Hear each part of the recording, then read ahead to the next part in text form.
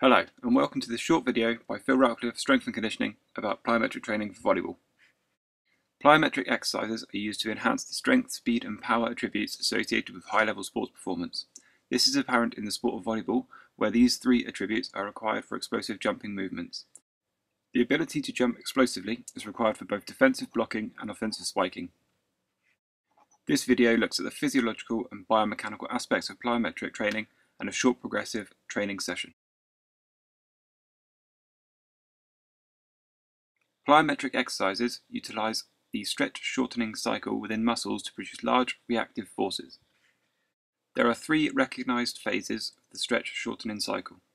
The first phase, or eccentric phase, involves the stretching of the agonist muscle. This enables the storage of elastic energy within the series elastic component. Release of this elastic energy through the shortening of the agonist muscle fibers occurs during the third phase, or concentric phase. The second phase, or amortization phase, is arguably the most important phase during the stretch-shortening cycle. This phase is the pause between the eccentric and concentric phases. In order to fully utilize the stretch-shortening cycle, the duration of this phase should be kept as short as possible. Before beginning a plyometric session, there are some safety considerations that should first be observed. These include the physical condition of the athlete, a safe, clear environment, and an effective, thorough warm-up.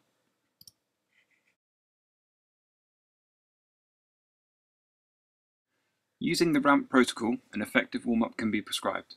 The current slide describes each section of the ramp warm-up protocol and gives some examples of exercises and movements that can be used.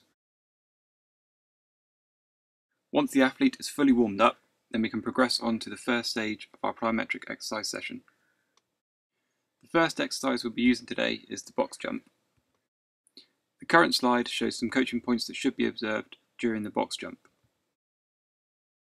The focus during this exercise is on landing mechanics. Athletes should aim to land on the front 2/3 of the foot and also in a partial squat. They must also stick the landing. Athletes should focus on the point of landing to avoid missing the box. When landing, there should be alignment at the hip, knee and ankle. Athletes should aim to land with the feet parallel and there should be no knee valgus.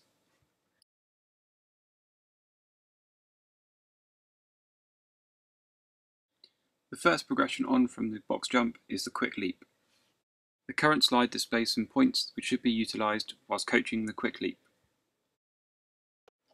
As with the box jump, landing should be on the front 2/3 of the foot. The feet should be parallel and there again should be no knee valgus. The time between landing on the box and takeoff should be kept short as possible. To maximise power, there should be full extension at the hips, knees and ankles.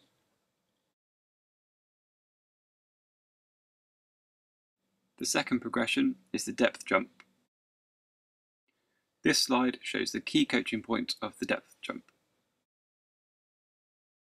It is important for athletes to step and not jump from the box. Ground contact time should be kept to a minimum, and there should be full extension of the hips, knees and ankles. It is also important to maintain hip, knee and ankle alignment during the depth jump. In this clip, slight knee valgus of the left side can be seen, and this should be corrected before moving on to the next progression. The final progression in this series is the depth jump quick leap. This slide shows the depth jump quick leap key coaching points. This exercise combines the depth jump with the quick leap. Athletes again should look to step and not jump from the box. The foot contact time between landing and takeoff for both phases should be kept to a minimum. Correct landing mechanics should be observed, and there should be alignment again at the hip, knee and ankle. And again there should be full extension of the hips, knees and ankles.